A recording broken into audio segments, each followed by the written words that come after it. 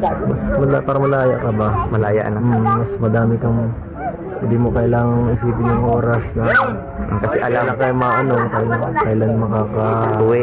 Oo, ganun. Saka, kanatag sila na safety na kaya mag-ipon na, ay ganito, nasa na si Jency.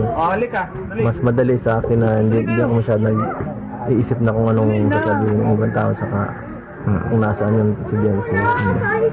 Kamans ng panty siya sa akin, sa ano. Kasi dati diba Dati kailangan mo pa, gaya ng pag-alis namin dati.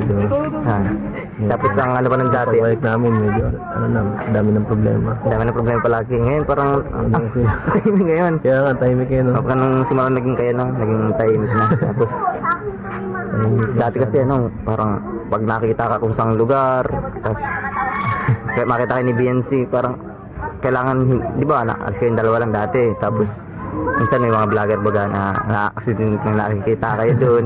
Yung bang dati patago kayong umalis, na ngayon ay parang kahit magkasama kayo ng may makita sa inyo, bali wala na, no? Laki ng pagkakaiba talaga ng may lisensya.